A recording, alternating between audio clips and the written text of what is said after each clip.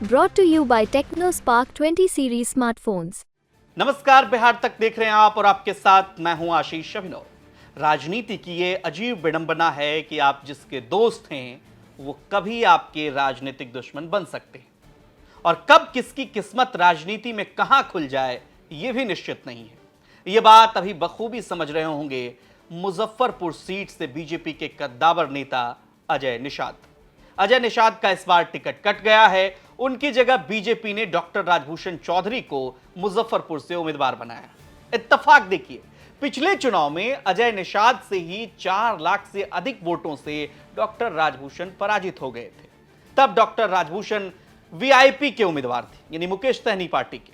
Party के इस नए चेहरे को मैदान में उतारने का निर्णय वाकई चौंकाने वाला था, मगर वर्तमान सांसद का टिकट कटने का अंदेशा पहले भी था और कयास लगाए भी जा रहे थे। आपने भी बिहार तक पर कई पब्लिक ओपिनियन देखे होंगे। यह इसलिए कि बीजेपी के आंतरिक सर्वे में उनका फीडबैक सही नहीं आया था, यानी कि एंटी इनकम्बेंसी एक बड़ा फैक्टर था। अजय निषाद की बात करें तो पहली बार 2014 में कांग्रेस के जो वर्तमान में भी प्रदेश अध्यक्ष हैं अखिलेश सिंह को लगभग 2,23,000 मतों से उन्होंने पराजित किया। 2019 में इससे भी बड़ी जीत, राजभूषण चौधरी को 4,10,000 वोटों से हराया। लेकिन कहा जा रहा है कि 2 बार के कार्यकाल में क्षेत्र में कोई बड़ी योजना को वो जमीन पर उतारने में सफल नहीं हो पाए। क्षेत्र की जनता से किया गया वायदा भी उस तरह से पूरा नहीं हुआ।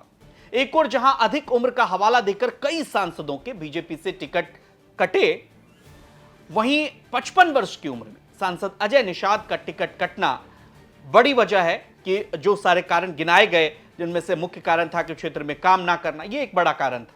इस मामले में राजनीतिक विश्लेषक प्रदीप झा क्या कुछ कह रहे हैं, पहले उन्हें सुनिए। मुजफ्फरपुर तीसरी संसदीय क्षेत्र है जहां से भारतीय जनता पार्टी ने अपने प्रत्याशी को बदल दिया है। आपको पता है कि वहां के वर्तमान सांसद अजय निषाद 2 बार से चुनाव जीत रहे थे। इससे पहले उनके पिता कैप्टन जय नारायण निषाद भी मुजफ्फरपुर संसदीय क्षेत्र से का प्रतिनिधित्व करते रहे लोकसभा में। लेकिन इस बार भारतीय जनता पार्टी के कार्यकर्ता और जनता के बीच भी वो उनके खिलाफ एंटी इनकम्बेंसी का मामला था। और दूसरा, भारतीय जनता पार्टी मुकेश सहनी जो वीआईपी पार्टी के प्रमुख हैं उनके प्रभाव को भी कम करना चाहती थी।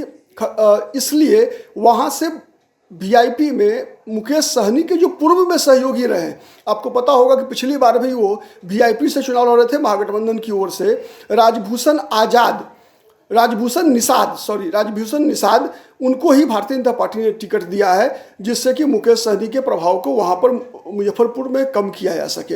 विपक्ष की बात करें तो पिछले 2 चुनाव से यहां कांग्रेस और वीआईपी महागठबंधन की तरफ से उतर चुके हैं। भाजपा उम्मीदवार की जीत का आंकड़ा 2 लाख से बढ़कर 4 लाख हो गया, मतलब बड़ी जीत मिली। ऐसे में विपक्ष मजबूत उम्मीदवार को ही यहां से मैदान में उतारना चाहेगा। दूसरी ओर आरजेडी जिस तरह से कांग्रेस को दरकिनार कर लगातार अपने कैंडिडेट का ऐलान कर रही है, ऐसे में अब सबकी निगाहें मुजफ्फरपुर सीट पर टिकी हुई हैं कि आखिर मुजफ्फरपुर में विपक्ष का बड़ा चेहरा कौन होगा जो इस मुकाबले में एनडीए के उम्मीदवार को पटकनी दे सके, या फिर यहां से क्या तीसरी बार कमल खिलने जा रहा है। कमेंट करके हमें जरूर बताइए और बिहार की तमाम खबरों के लिए आप देखते रहिए बिहार तक।